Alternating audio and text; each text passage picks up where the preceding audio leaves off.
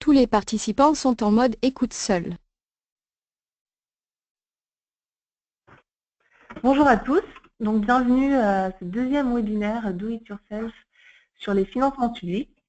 Donc l'objet de cette présentation aujourd'hui, c'est la présentation de vos projets d'investissement pour attirer l'attention des organismes financeurs. Donc je suis Fiona Berrocal, consultante senior dans le département aide et subventions Gaming. Et donc je participe à cette présentation aux côtés de Gaëlle Laporte, que je vais laisser se présenter et commencer cette intervention. Bonjour, donc, je suis Gaël Laporte, consultant senior au sein des MIM pour la partie aide et subventions. Donc, bienvenue à ce deuxième Do It Yourself. Dans le précédent webinaire, nous avions regardé comment identifier les dispositifs de financement appropriés à vos projets de développement. Aujourd'hui, dans ce second webinaire, nous allons vous apporter des éléments pour valoriser le bénéfice de vos actions afin d'attirer l'attention des partenaires publics. L'objectif final étant d'arriver sur la mise en œuvre d'une demande de financement qui aura été identifiée et valorisée auprès de ces partenaires. Pour information, à l'issue de la présentation, vous aurez la possibilité de poser toutes vos questions via le système de chat. Alors, cette présentation, elle fait suite à un précédent webinaire auquel vous avez peut-être participé il y a quelques semaines. Donc, l'objet était d'identifier les subventions adaptées au projet d'investissement. Donc, pour rappel, on vous avait transmis, ou en tout cas, il est accessible si vous voulez la consulter, on vous a transmis une checklist permettant d'avoir une vision claire des projets d'investissement potentiellement finançables par les subventions. Comment prendre connaissance des dispositifs de soutien public existants et le troisième point de la checklist, c'était comment prendre contact avec l'organisme financeur. Donc on est bien aujourd'hui dans cette suite logique de ce sujet des subventions où on va vous présenter en détail comment attirer l'attention de ces organismes financeurs après cette première prise de contact. Donc l'objectif, il est double, attirer l'attention d'une part et également créer une relation partenariale avec ces organismes. Donc notre présentation, elle va se découper en deux temps. Dans un premier temps, comment comprendre et appréhender les enjeux des organismes financeurs. Et dans un second temps, comment valoriser votre projet d'entreprise pour bien le présenter à ces organismes financeurs. On parle ici de financeurs publics, à la différence des financeurs privés qui font l'objet d'autres modes d'intervention. Donc première partie, comprendre et appréhender les enjeux. Donc le premier point clé, c'est considérer les pouvoirs publics comme partenaires de votre projet. Donc ça, c'est un point important. Il existe deux sphères de financement, d'une part le financement privé et d'autre part le financement public. Les financements privés donc, ils sont multiples, il existe pas mal de dispositifs. Le principal étant le financement bancaire que la plupart des entreprises utilisent couramment. Et ces dispositifs, ils sont complémentaires entre eux parfois et surtout à d'autres systèmes de financement. Et donc, il ne faut pas négliger la possibilité de considérer les organismes publics, les institutionnels, comme partenaires, puisqu'ils peuvent apporter, par le biais d'outils de soutien tels que les subventions publiques ou certaines aides, leur contribution au financement de votre projet. Donc, comme le disait Fiona à l'instant, donc il faut vraiment considérer donc le financeur public comme un partenaire, donc tout comme on le ferait avec un partenaire privé, il faut se dire que ce partenaire a des objectifs et qu'il faut aussi l'aider à répondre à ces objectifs. En tout cas, il faut aussi aller dans le sens de ses ambitions. Donc là, l'idée est de regarder à la manière d'une équation dans quelle mesure votre projet peut répondre aux ambitions des financeurs publics. Donc dans un premier temps, pour ça, il va falloir prendre connaissance des ambitions des financeurs publics.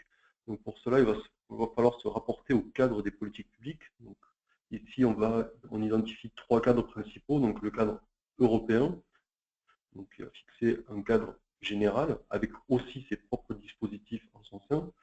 On va avoir le cadre des États, donc le cadre national, qui pour partie va reprendre des objectifs européens et se fixer aussi ses propres objectifs.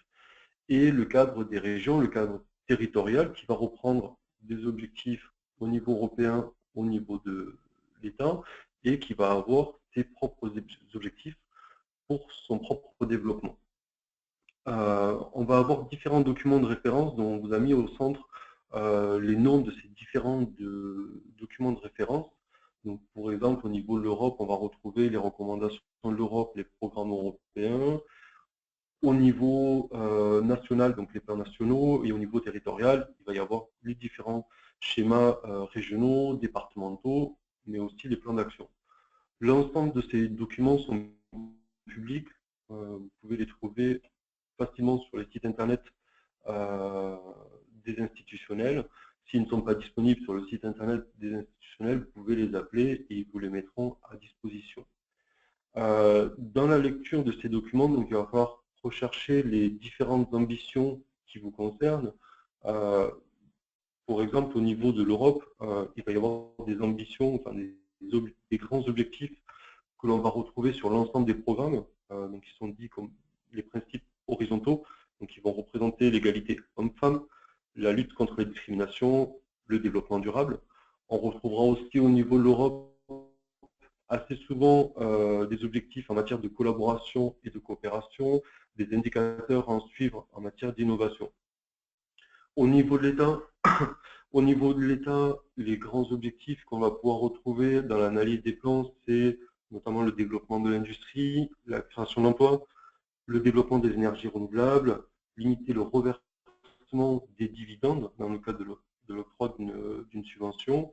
Et au niveau du territoire, on va pouvoir avoir des objectifs beaucoup plus locaux qui vont viser l'approvisionnement local, l'économie circulaire, l'insertion des publics en difficulté en fonction du bassin d'emploi où on se trouve, la démarche RSE et une attention particulière sur la rentabilité des actions engagées.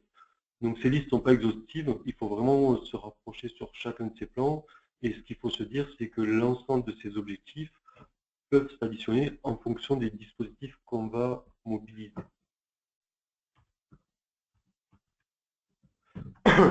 Derrière cela, donc, du coup, il va falloir rapprocher et voir dans quelle mesure ces objectifs peuvent concorder avec vos objectifs. Donc, prenons pour exemple un agro-industriel, donc une PME dans l'agro-industrie qui investit pour son développement en région Rhône-Alpes. On va identifier que cette société, pour son développement, ce qu'elle souhaite atteindre comme objectif, c'est accroître ses capacités de production, donc avec de l'investissement matériel et de l'investissement immatériel. Elle va, par conséquent, c'est parce qu'elle le souhaite, moderniser son outil industriel. Donc, il y aura peut-être là une dimension d'innovation. Enfin, en tout cas, il faut se poser la question, est-ce que ce qu'on fait est innovant et est-ce qu'on peut le mettre dans les objectifs que l'on souhaite atteindre?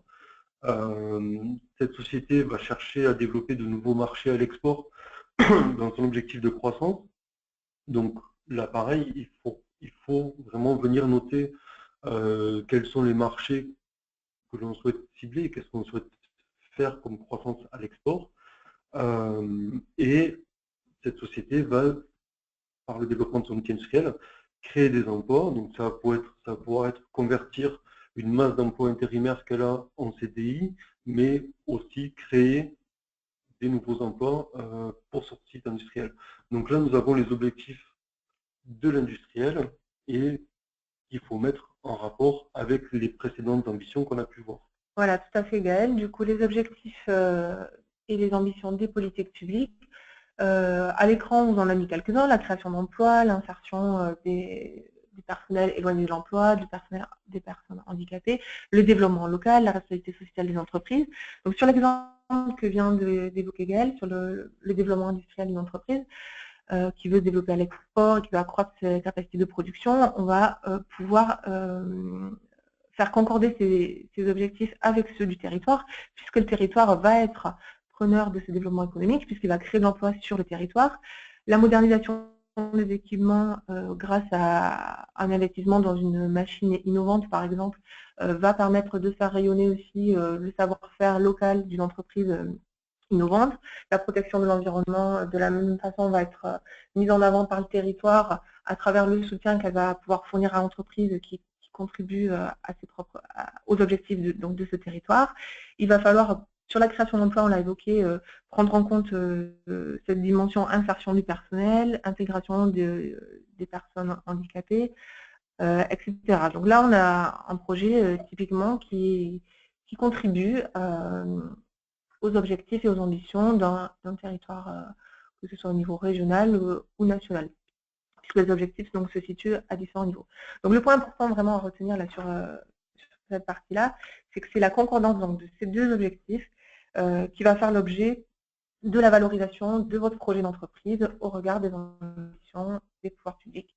Et donc c'est cette valorisation-là qu'il va falloir mettre en avant lors de la présentation que vous allez devoir faire à un moment donné à la personne que vous allez rencontrer au sein de l'organisme financeur public.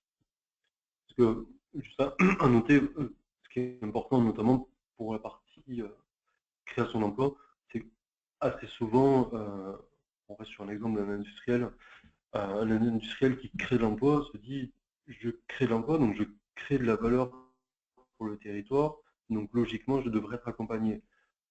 Pas forcément. Il va vraiment falloir se rapprocher de ces ambitions des politiques publiques. On peut être présent dans un bassin d'emploi qui est déjà dynamique et pour le coup, les politiques publiques vont plus chercher à favoriser l'intégration de certains types de personnel dans l'emploi et pas simplement la création d'emplois. Donc voilà, c'est le point, comme disait Fiona, de valoriser son projet au regard des ambitions du financeur et voir dans quelle mesure notre projet va venir correspondre à ces ambitions. Donc nous allons poursuivre sur la deuxième partie de cette présentation donc, qui consiste à valoriser ce projet puisqu'on vient d'évoquer l'objet de cette valorisation pour bien le présenter aux financeurs. Donc comment l'aborder, comment présenter ce projet vis-à-vis de ce partenaire financier que sera l'organisme public. Alors tout d'abord, on va s'adresser à lui comme un partenaire financier, on l'a dit plusieurs fois depuis le début, effectivement, vous allez contribuer à travers votre investissement, votre projet à ces objectifs. Donc c'est un vrai partenaire, il va pouvoir contribuer au projet par un soutien financier en étant, puisque vous contribuez vous-même à ces objectifs. Donc l'idée c'est de mettre en avant et de valoriser le bénéfice des actions engagées par l'entreprise pour le territoire, mais également pour l'entreprise, bien entendu, hein, les deux vont ensemble. Il faut vendre son projet pour faire adhérer l'organisme financeur à votre action, à votre ambition, l'impliquer pour qu'il puisse ensuite s'engager financièrement ou techniquement selon les cas. Et puis, il va falloir forcément travailler un pitch projet à destination donc, de ce financeur, dans l'hypothèse où vous allez devoir le rencontrer pour lui présenter justement les bénéfices et les avantages de votre projet. Donc le pitch projet, c'est quoi?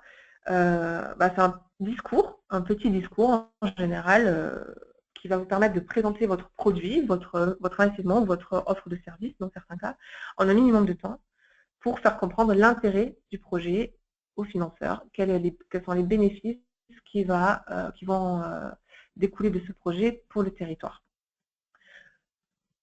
Donc voilà pour les points clés à avoir en tête. Donc le pitch projet, c'est quoi? Je vous l'ai dit, c'est une présentation assez synthétique de votre projet qui met en valeur l'intérêt de celui-ci.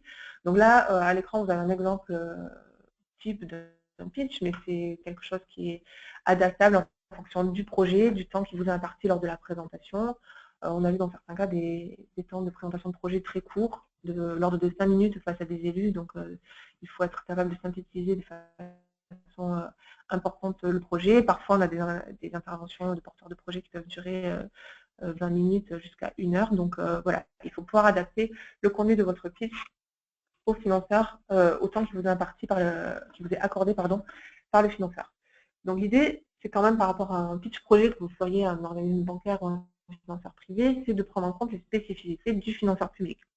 Donc comme on l'a dit, 2 spécificités importantes à avoir en tête lors de la préparation de votre pitch projet, c'est l'évaluation des impacts de votre projet par rapport aux objectifs du territoire, ou de l'étape en fonction de l'ambition de votre projet, et mettre en avant votre implication locale, votre équipe projet et les actions que vous menez pour le compte justement du territoire notamment.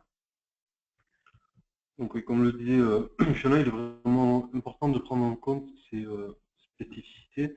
Tout comme on le disait précédemment, le financeur public a des ambitions, a des objectifs à atteindre, et il faut aussi l'accompagner, ou en tout cas lui montrer que le projet qu'on lui présente va dans le sens de son ambition, de ses ambitions et de ses objectifs.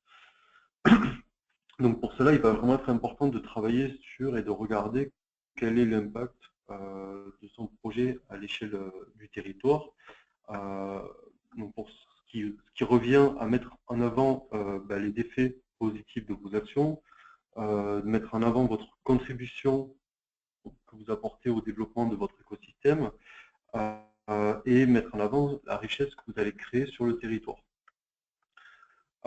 Le but de mettre ces éléments en avant, c'est de vraiment démontrer et d'afficher vos engagements, d'être fier de ce que vous avez déjà produit sur le territoire et de ce que vous allez produire. L'idée finale étant de donner aux financeurs la possibilité de se projeter et de s'inscrire dans votre ambition. Donc pour cela, vous allez avoir divers impacts. Donc on peut classer, qu'on classe traditionnellement en impact direct, indirect ou induit. Plus concrètement, c'est quels sont en direct la création de richesse, donc les investissements que vous allez faire sur les territoires, la création d'emplois que vous allez porter. En indirect, on va retrouver tous les impacts qui vont découler, qu'on va voir notamment chez vos fournisseurs. Donc quand vous allez faire de l'approvisionnement local, les investissements que vous allez générer chez vos investisseurs, de la création d'emplois que eux vont faire de par votre développement, et l'impact induit, donc c'est la richesse créée au niveau local et qui va permettre à l'écosystème local de vivre et se développer.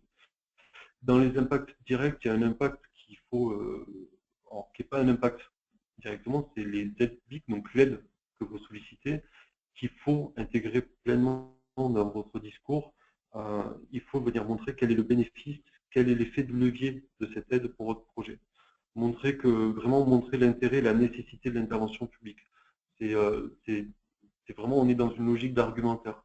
Vous venez démontrer le côté positif des actions que vous avez déjà fait depuis plusieurs années en arrière, des actions que vous allez faire, mais vous montrez surtout en quoi vous avez besoin de l'intervention publique et montrer que cette intervention publique s'intègre pleinement dans votre projet. Tout comme la valorisation de vos impacts, il faut aussi valoriser, et c'est un élément qui est très peu fait dans les présentations qui sont faites, c'est valoriser votre implication sur le territoire.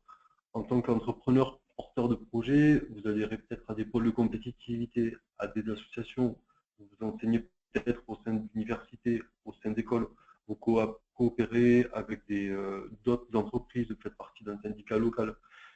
C'est autant d'éléments qu'il va falloir mettre en avant pour montrer que vous êtes impliqué sur le territoire, que vous faites bénéficier la collectivité de votre retour d'expérience, que vous partagez vos succès à l'échelle du territoire et que vous contribuez et surtout accompagnez le développement de votre écosystème. Alors, pour terminer, on n'est pas tout à fait à la fin, mais on s'y approche. Quels sont les supports, quelle est la forme de votre présentation? Ça, c'est un point, effectivement, qu'on voulait aborder lors de cette présentation. Pour réaliser votre présentation de projet et donner envie d'aller plus loin aux financeurs et le convaincre de l'intérêt de votre projet. Donc la présentation, elle doit être synthétique, ça on l'a déjà évoqué, mais c'est un point effectivement important. Il faut pouvoir s'entraîner, pouvoir être en mesure de présenter les éléments essentiels et les messages clés aux financeurs. Le support visuel est plébiscité et voilà, c'est quelque chose qu'on encourage. Une vidéo de présentation à l'appui pour présenter un projet, ça peut être quelque chose également de très apprécié selon la nature du projet. Pour des éléments dont la compréhension technique est un peu complexe, voilà, la vidéo est un bon outil de présentation visuelle. Mais voilà, sans la vidéo, le support visuel, le diaporama est un élément à présenter en appui de votre discours. Les chiffres clés du projet également, ça c'est des points importants, être capable de faire une présentation synthétique des chiffres, donc de l'impact de votre projet en termes de création d'emploi, en termes de chiffre d'affaires pour l'entreprise, en termes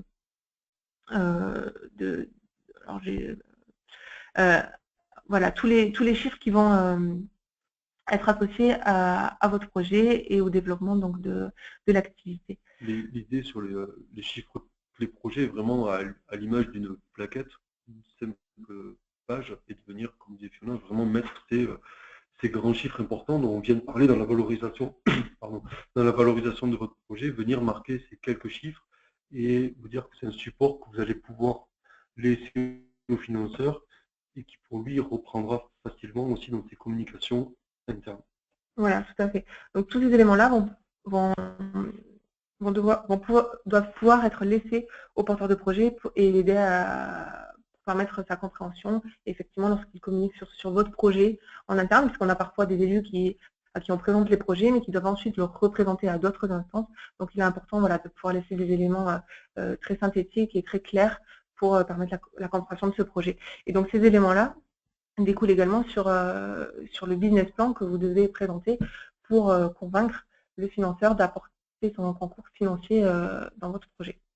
Donc le business plan est vraiment ce qui découle de la promotion de votre projet, c'est un élément clé sur le plan financier forcément. Donc quelques points d'intention également dont on voulait vous faire part à ce sujet. Vous renseigner, si possible, sur l'interlocuteur que vous allez rencontrer, puisqu'en fonction de sa fonction, est-ce que c'est quelqu'un plutôt technique, quelqu'un qui a une fonction plutôt financière, quels sont les types de projets qu'il a déjà soutenus, quelle est sa connaissance technique du projet, vous pouvez adapter votre discours voilà, en fonction de la connaissance de votre interlocuteur sur votre entreprise ou sur votre projet. Le tenir informé, bien évidemment, de l'avancement et de la maturité de votre projet. Donc ça, dans votre présentation, dans votre pitch projet, c'est un élément effectivement à intégrer. À quel stade de développement ou d'investissement vous en êtes, qu'est-ce qui vous manque, ce que vous attendez de lui, et voilà, quel est le planning et quel est l'état d'avancement de votre projet.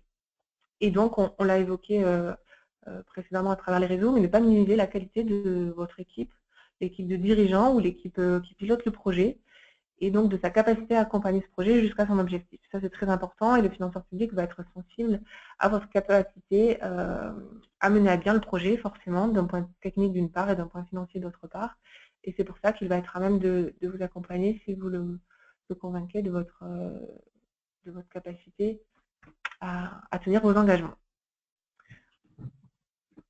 Donc avec, avec l'ensemble des éléments, l'ensemble des supports que vous a présenté Fiona, donc il y a tous ces premiers supports donc, qui vous auront servi avec la démarche qu'on vous a présentée à valoriser votre projet, donc avec derrière en support la présentation synthétique, ce support visuel que le financeur va pouvoir présenter en interne et qui va pouvoir s'approprier pour communiquer sur le projet.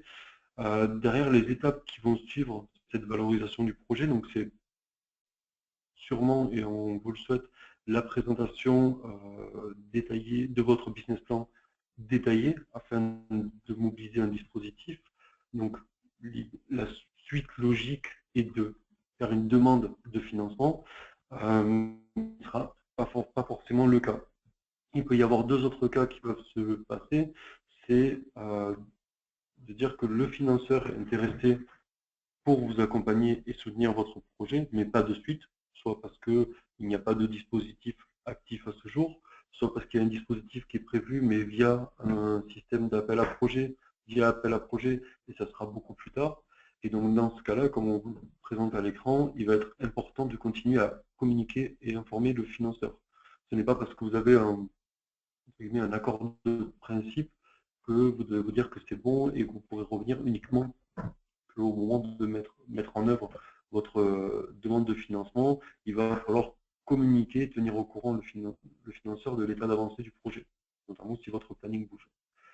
L'autre cas possible, c'est se dire qu'il n'y a pas de possibilité de financement. Dans ce cas-là, toute la démarche que vous avez faite n'est pas vaine. Bien au contraire, elle aura vraiment un effet positif pour vous qui va être votre développement dans le réseau local. Il ne faut pas minimiser le rôle du financeur comme un relais local au sein des réseaux locaux, que ce soit les réseaux associatifs, les réseaux d'entrepreneurs, au sein des réseaux éducatifs. Et le financeur va pouvoir vous présenter au sein de différents autres acteurs et vous aider peut-être à participer à une levée de fonds. Donc voilà pour ce deuxième webinaire qui sera peut-être suivi prochainement d'un troisième webinaire sur la mise en œuvre et la demande de financement. Donc est-ce qu'il y aurait des questions qui auraient été posées?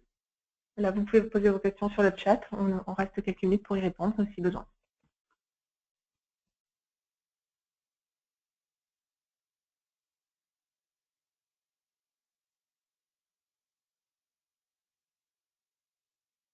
Non, pas de questions. Bon, merci à tous de votre participation. En tout cas, on reste disponible par mail si vous avez des questions par la suite. N'hésitez pas. Et puis, on vous dit à bientôt pour un prochain webinaire. Merci beaucoup. Au revoir.